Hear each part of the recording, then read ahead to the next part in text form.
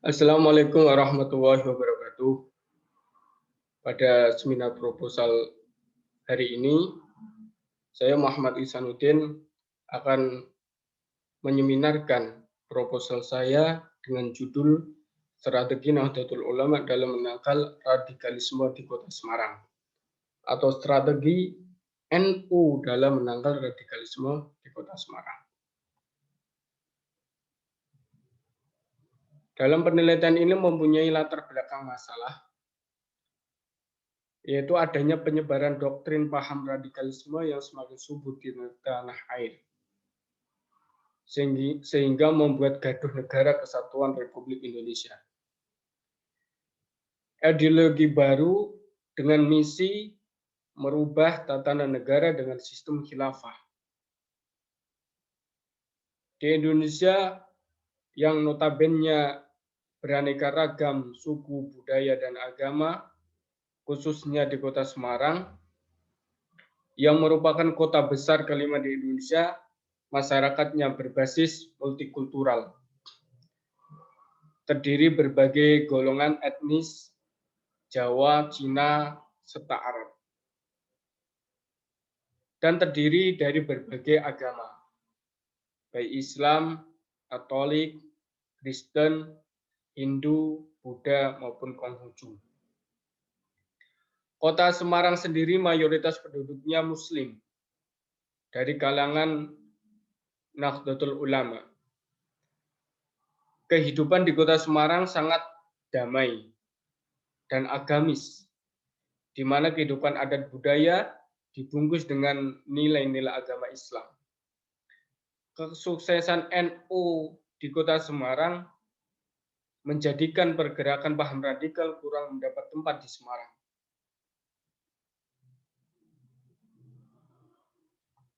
Yang selanjutnya, fokus penelitian atau pertanyaan penelitian pada proposal saya.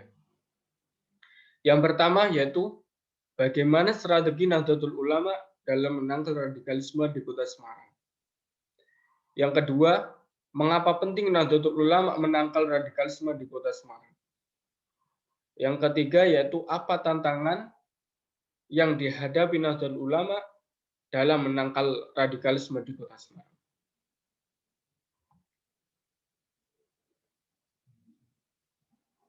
Yang selanjutnya yaitu kajian pustaka. Kajian pustaka penelitian ini dari penelitian relevan terdahulu yaitu Nitra Galih Imansari, Hasbi Aswar, dan Zaimah. Nitra Galih Imansari dengan judul Peran Ulama Nahdlatul Ulama dalam menangkal radikalisme di Provinsi Jawa Timur, menjelaskan keberpengaruhan ulama terhadap pemikiran umat Islam yang bersih akan ajaran radikal.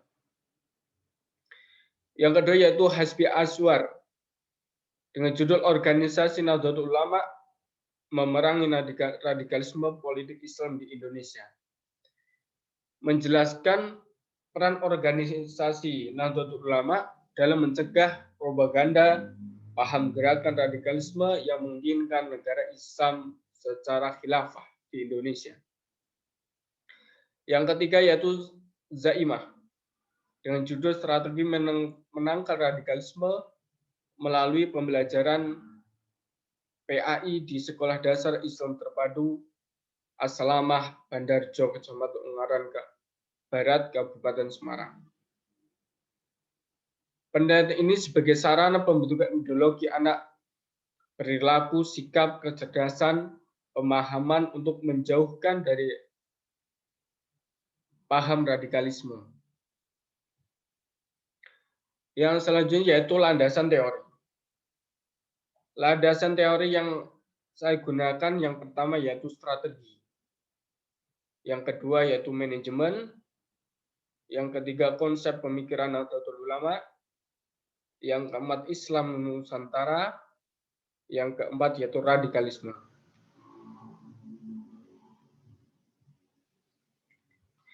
Yang pertama yang akan dibahas yaitu strategi.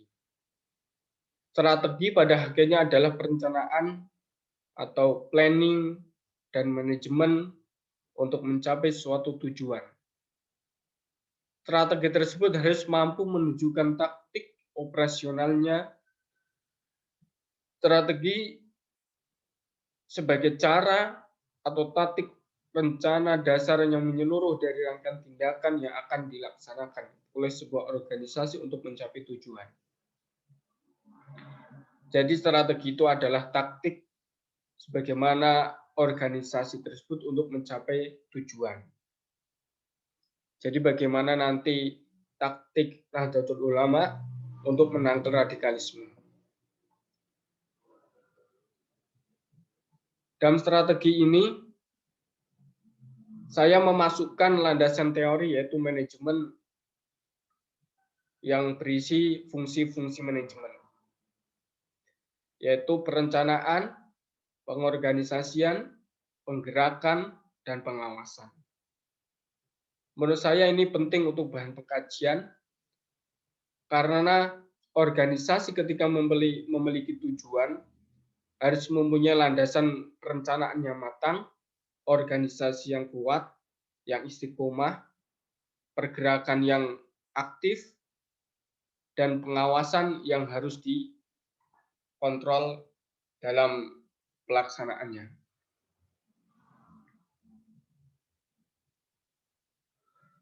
Yang selanjutnya, pemikiran Nahdlatul Ulama. Yang pertama yaitu tawasud dan iktidal, yaitu sikap tengah atau keadilan. Nahdlatul Ulama dalam bertindak selalu mengutamakan sikap tengah, keadilan, tidak membela satu dengan yang lainnya, tetapi menggunakan konsep jalan tengah di mana tidak mengikuti kefanatisan buta yang sehingga akan merusak tatanan ideologi. Yaitu NU selalu di tengah, tidak keras dan juga tidak liberal. Yang kedua yaitu tasamuh atau toleran. Toleransi di sini dalam NU asalkan dalam hal furuk atau masalah khilafiyah atau tatanan negara, tatanan budaya, masyarakat itu diutamakan untuk menjaga perdamaian umat beragama. Yang ketiga yaitu tawazun, sikap seimbang antara hablum min Allah dan hablum minan nas harus seimbang. Sehingga akan menjadikan tatanan negara atau tatanan masyarakat yang damai. Yang selanjutnya yaitu amar ma'ruf nahi munkar. Amar ma'ruf nahi munkar yang dilakukan Nahdlatul Ulama yaitu menggunakan jalur-jalur yang halus, tidak menggunakan kekerasan, tetap mematuhi undang-undang negara, mematuhi konsep ideologi bangsa yaitu Pancasila. Itu tetap menjadikan landasan utama dalam amar ma'ruf nahi munkar.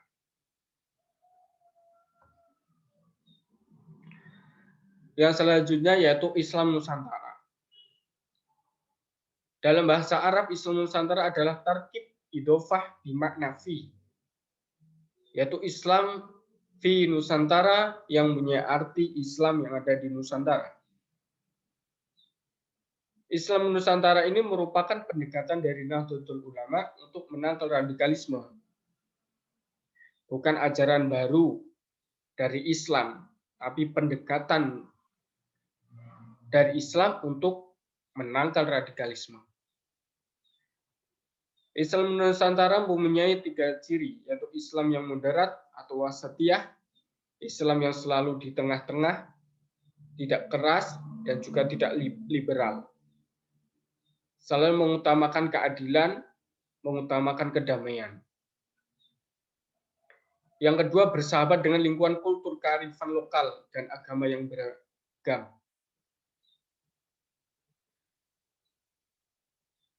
NU dalam pergerakannya selalu bersahabat dengan kultur budaya, asalkan budaya tersebut tidak bertentangan dengan agama. Yang ketiga yaitu budaya sebagai akses penerapan ajaran Islam. Budaya yang di Indonesia tidak semata-mata tidak digunakan atau tertolak oleh NU, tetapi budaya tersebut sebagai jembatan atau sebagai jalan untuk penerapan ajaran Islam. Sehingga budayanya asli, tetapi menggunakan nilai-nilai ajaran Islam yang ada.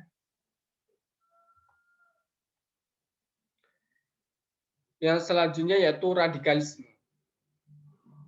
Radikalisme sendiri yaitu dari bahasa Inggris yaitu radik yang artinya mengakar, atau sekelompok orang yang keyakinannya paling benar, menganggap pendapat orang lain itu salah.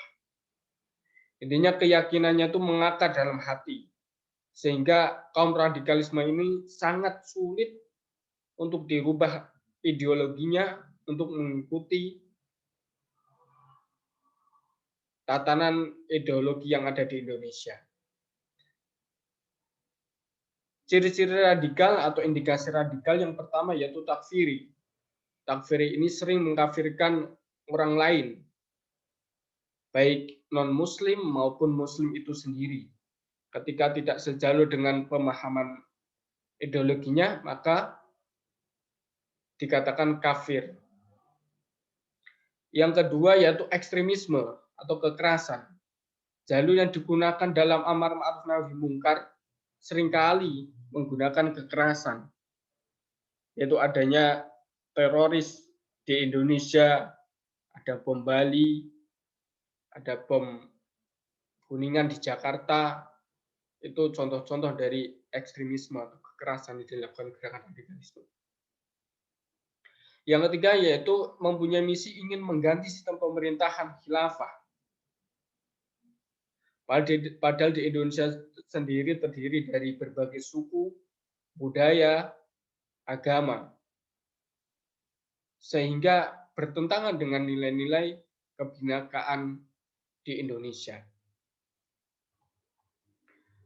Yang selanjutnya metode penelitian. Jenis dan pendekatan penelitian dari penelitian ini yaitu menggunakan kualitatif, metode deskriptif analitik dengan pendekatan fenomenologi, yaitu mengkaji fenomena masalah yang sedang berkembang dalam masyarakat, yaitu tentang radikalisme yang perlu dijauhkan dari ideologi bangsa. Tempat dan waktu penelitian yaitu Kota Semarang, yaitu PWNU Jateng dan BNPT Badan Nasional Penanggulangan Terorisme. Untuk waktu sendiri akan menyesuaikan. Untuk teknik dan informan penelitian yaitu dari pimpinan PBNU Jawa Tengah dan dari Mustasyar, Suriah, dan Fidyah serta warga. Yang kedua, pemerintah Kota Semarang yaitu BNPT Kota Semarang.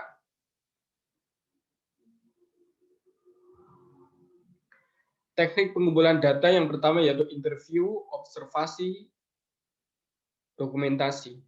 Interview atau mewawancara, observasi yaitu mengenali lingkungan atau fenomena yang ada di lingkungan, kita observasi terlebih dahulu untuk melakukan penelitian.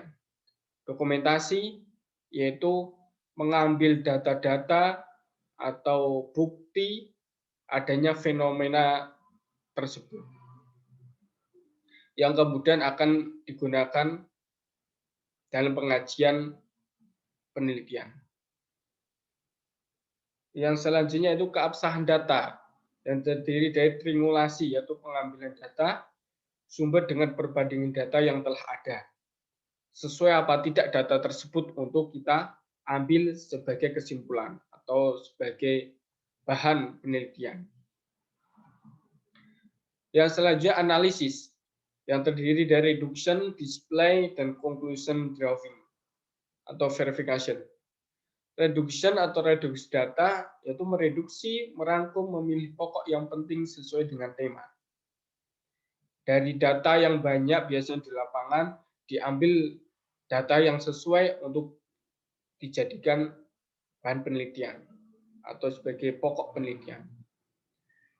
Yang kedua, display atau penyajian data. Mendisplaykan data dengan menggunakan tabel, grafik, dan sejenisnya untuk menggambarkan keadaan penelitian tersebut, hasil penelitian tersebut, sehingga pembaca lebih mudah memahaminya. Conclusion drawing atau verifikasi. Yang selanjutnya yaitu penarikan kesimpulan atau verifikasi sampai titik jenuh. Titik jenuh itu maksudnya sampai benar-benar ditarik kesimpulan yang paling valid.